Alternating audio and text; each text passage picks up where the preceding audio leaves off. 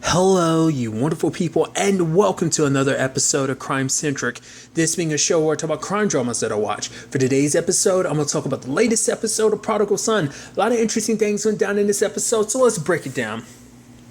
I really like this case as being a very interesting one. Obviously, you start off because you're thinking like, okay, this married man, his name was David. He was killed, but it was most likely after he had sex. And so it's kind of like, okay, could it have potentially been the wife? Then the wife, Beth, comes back and it's like, oh, your husband's dead. It's like, no, he's not. He's in the hallway with me. David walks in and we kind of unravel this whole case.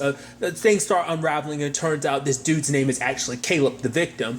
Basically, it turns out that, and the thing is, Beth recognizes him because he's a part of basically almost this somewhat version of an escort service. It's more of a community of kind of like, oh yeah, you can shack up with people. It's kind of like no feelings attached type of thing. Beth recognizes him but didn't want to say anything in front of her husband. So it's kind of like, yeah, it's kind of like her dark secret. And so the whole point is to kind of set this whole thing up because the person behind all this is some dude named Jasper. And so you have Malcolm putting himself almost going undercover to a certain extent because the whole point is to, set himself up as a potential client to get to meet Jasper, but Jasper doesn't show up. A lady named Simone does, and it's kind of like, because he does. Well, I'm missing a step. I forgot. They like to get in touch with Jasper. They have to meet up with a sex worker, someone that could, maybe potentially make that happen. And lo and behold, who they turn to? Nico. I even love JT being like, the dude whose hand you cut off first episode. I love that. And he's like, hey, look at you. And I love he's talking about the fact is he knew where Nico was because it's like, man, I found out what you did with your settlement money. He basically bought, I guess, would be considered a sex shop.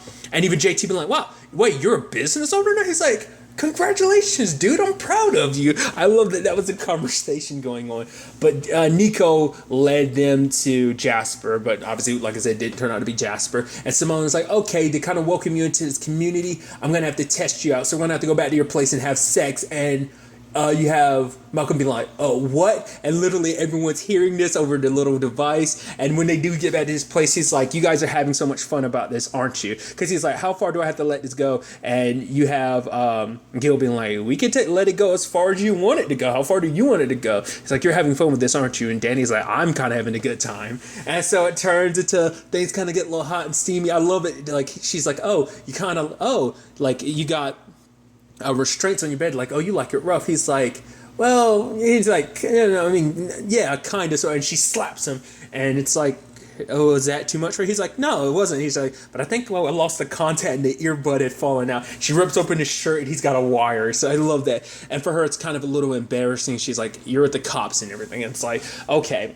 So it kind of develops this situation even more because Simone was kind of hurt about the whole Caleb thing. And it's like, oh, at first I was almost kind of like, oh, you must love him or something like that. But it's like, no, I guess it's because, and it was a really interesting moment of her being like, he's like, why? How are you feeling? Like, is this a hard situation for you? And she's like, yes, it's devastating, but I'm not going to let you see that. I was like, oh, that's so interesting. I guess because for her, it's like, I save my emotions. Well, we kind of find out about it a little later on, but I guess it's like, maybe because she saved her emotions for her husband. So like, it's showing that because being like emotional, even under these regards, would being kind of giving into almost intimacy, like a more emotional intimacy. Maybe that's what, I don't know. It was just interesting. Or maybe it was just kind of like that's just who Simone is, where she's like, she doesn't want other people to kind of see her vulnerable. Maybe that's just what that is in general. But I interpret that as just kind of like, oh, she just doesn't want anyone else to see her vulnerable in a more, because it would be kind of showing like a more emotionally intimate side of herself, like I was saying. That's just where my mind goes, but maybe that's not the case at all. So it seems like, hey, this might, so it's like Simone kind of checks herself off the list to be like, I wasn't the one who went after Caleb. The fact of the matter is, I don't know who Jasper is and everything, because there's a whole complicated thing of like, because Simone made it clear, like, you're not supposed to never get love mixed in, with all of this. It's never, lust is one thing, love is a whole other beast in itself, and it complicates the whole situation. So I thought, I was like, I feel like that would circle. Well, I guess that was the whole point, because obviously David becomes a suspect next, because it's like, well, it turns out he ended up coming into town even though he said he didn't. So it's like, because it turns out Beth wasn't the one that was sleeping with Caleb at that time. It was actually Simone. And I also love, because there was that whole thing, Adrisa is always on point, because it's just like, oh, it's like, oh, like when he was making that reference to, like, love, the thing about crimes of passion is the fact of the matter is, when it comes to sex, is the only thing that can spark you into going from turning it into like a rage or turning it into a crime of passion, and it's like it turns into an explosion. And Idrisa's like, that's been an explosion, all right. And then she's talking about JT. She's talking to JT, Gil, and Malcolm about the victim and everything. It's like, oh, did you find anything about his gonads? And she like points in the direction. JT's like, whoa, why are you pointing when you're saying that? Because she's like, and she looks over at it, she looks and she's like, because his penis is over there, almost like, duh. And JT's like, you know what, I'm done. And then Gil was like, did you find anything, on him? And she's like, what do you mean, vaginal excretions? And he's like, yes, Adrisa. I love that. They're trying to be coy, but she kind of has no filter. So once again, it's just what makes her so adorable, dude. She's such an adorable human being. I love it. But obviously, David kind of makes it seem like, yeah, he walked in on it because he was going to confront his wife, but it turned out to be his wife. It was Simone and Caleb. And he was like, you know what? The fact of the matter is I froze. Fact is I left, so that was his way to kind of say that wasn't the case. And then we end up finding out, obviously, through channeling, tracing the email and everything, we find out, hey, this Jasper dude, his real name is Charles. And it turns out Charles, sadly, they find him, he was murdered. Turns out he had ALS. And then it turns out, not on top of that, he was married to Simone. But then there's obviously footage of someone leaving their place looking like Simone, but it didn't make any sense. Because it turns out Jasper Charles created this whole thing because of his condition. He couldn't satisfy that side of his wife. So he created this entire community basically as an excuse for her to have someone to satisfy that aspect, because, in his condition, he couldn't satisfy that anymore. And so his last day, because he knew he didn't have much time left, so he wanted to kind of fulfill that side of things for his wife, to kind of satisfy, to make her, I guess, whole, to make her feel okay, so, which, even Daniel was like, actually, that is kind of romantic, in a sense. But it's like, with everything that she was getting, she had no reason to kill Caleb, because she was already getting, like, her husband had constructed this whole thing, so like the emotions, the love and everything was already there. So it's like, okay, so who's the suspect? And it turns out it was Beth the entire time. I thought that was kind of interesting. I guess because typically his thing is he likes to watch. I wonder, did Beth ever know that was his thing? Her husband David's thing, that he likes to watch. Maybe he knew. I would assume she knew, because she was hiding behind the mirror glass the entire time. So I'm thinking like maybe she knew. But I think it was a situation of, while he was there, like, because even though like it wasn't his wife, he kind of froze, because Malcolm had pointed out, it's like, if you had frozen where you were, they would have seen you. But obviously Simone had never brought out the fact is that David was there. It's like, so why would she hide that detail or something? Because she wasn't, because she didn't know he was there. And there was like a two-way mirror that was in there that allowed him to kind of watch. And, even though it wasn't his wife, he still likes to watch. So it has to be a thing of, she obviously knew that was kind of a part of their thing. But the whole complicated thing about this case is that she fell in love. Beth fell in love with Caleb, and that's breaking the rules. That's why you don't do that. And so she was trying to put herself in a situation where her and Caleb would get kicked out of the thing, so he couldn't be with anyone else anymore. And it's like, oh, we'll be together from now on. Because for her, it's like Caleb and Simone would go from time to time. It happened periodically, and Caleb was starting to fall for Simone, and so that made her jealous, and so she ended up killing Caleb, crime of passion and everything. And obviously she was planning on going after Charles, and then she was going after Simone now. But what Malcolm ended up explaining to her, it's like, the fact of the matter is, Simone didn't do all this for the sake of, like, she had no attachment to Caleb like that. The fact of the matter is, her heart belongs to her husband, who made all this happen because he was dying. And I think that kind of hit Beth to be like, wait, what? Like, she didn't know the full circumstances of this situation. And it's basically saying, like, Malcolm was telling her, this isn't who you are.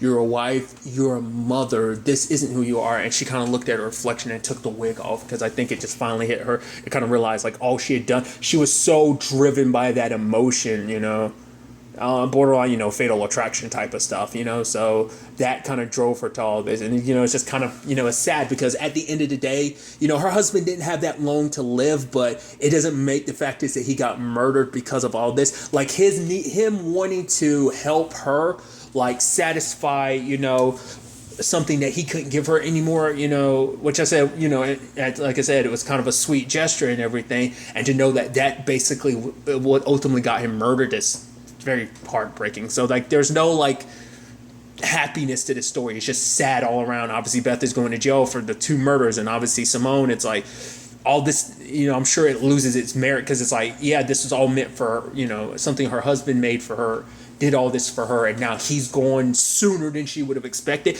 And it's not like, oh, he died from his disease. It's like, no, he was murdered. So it's just, there's no silver lining. It's just a sad tragedy, set of events. So there's that side of things.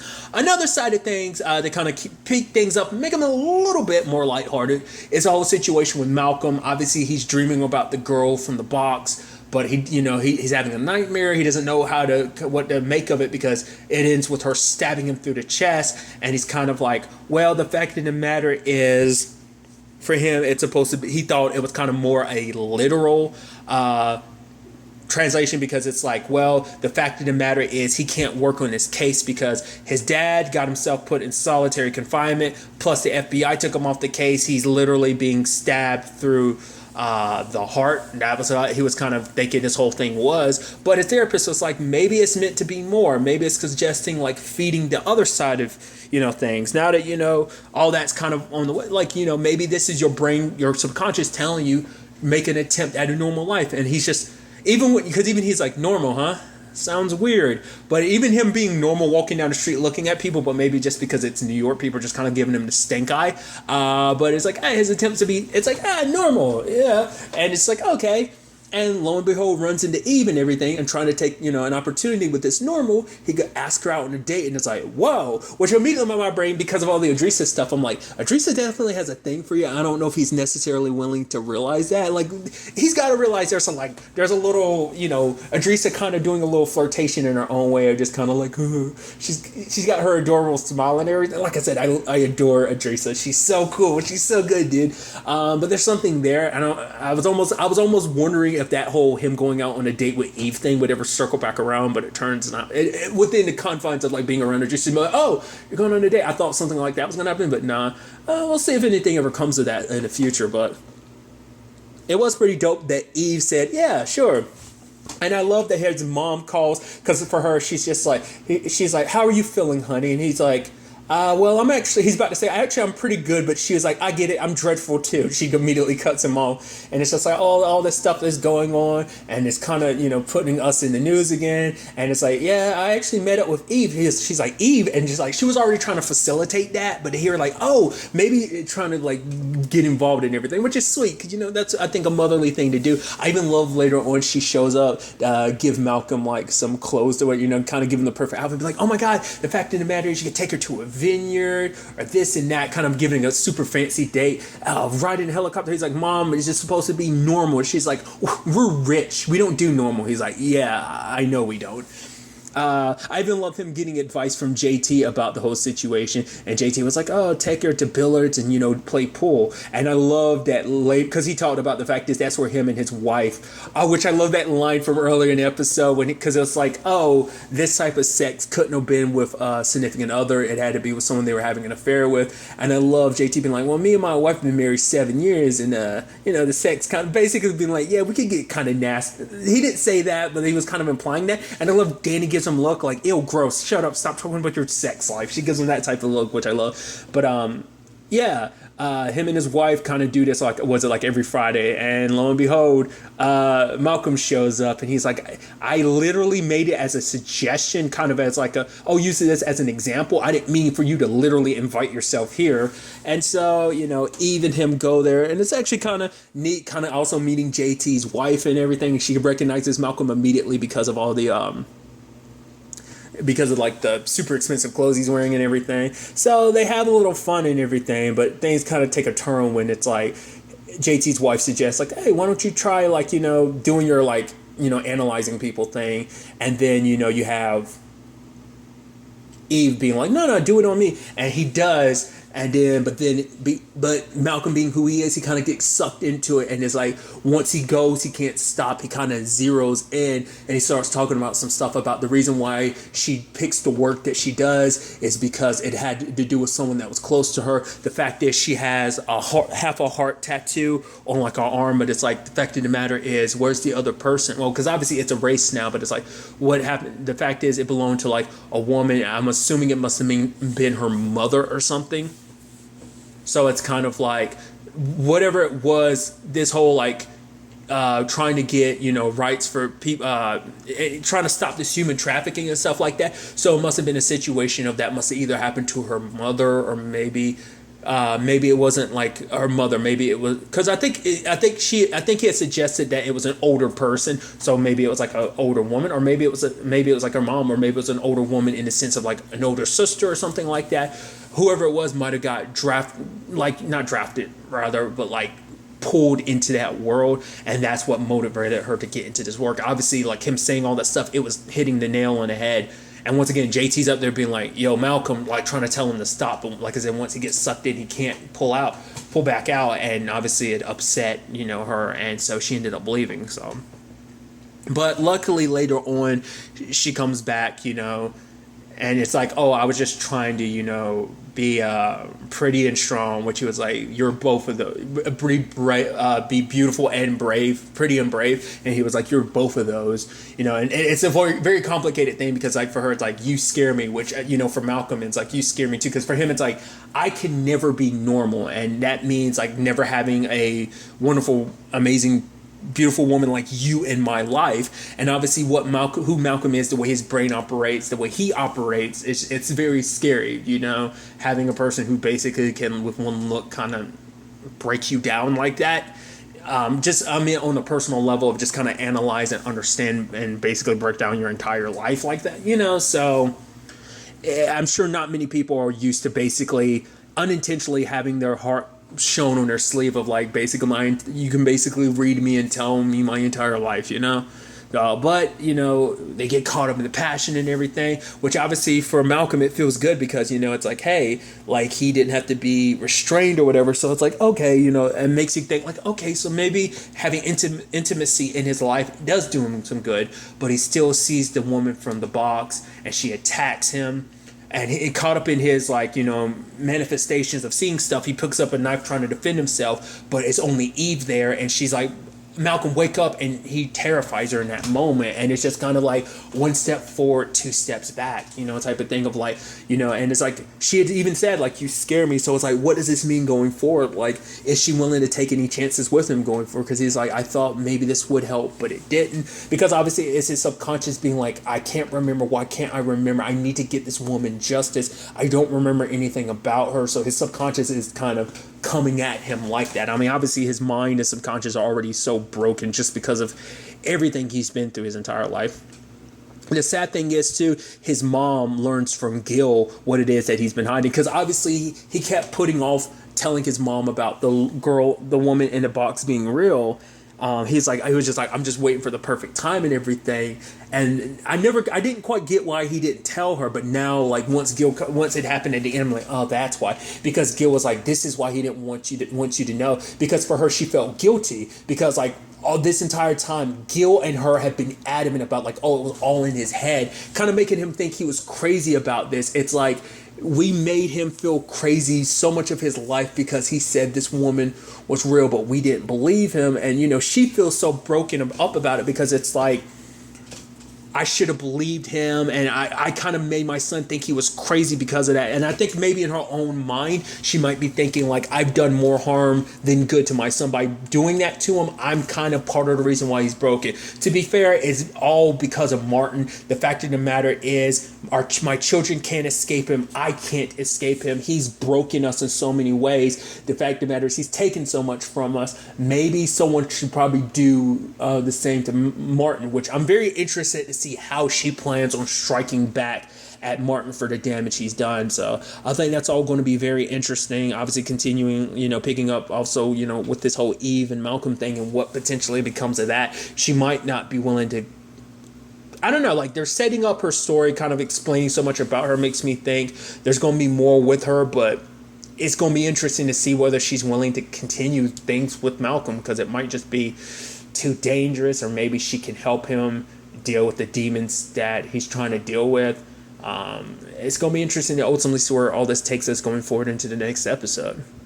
But really, that's all I want to talk about. So the next time we meet, be happy, be safe, live life to the fullest, and enjoy it. Good day and goodbye.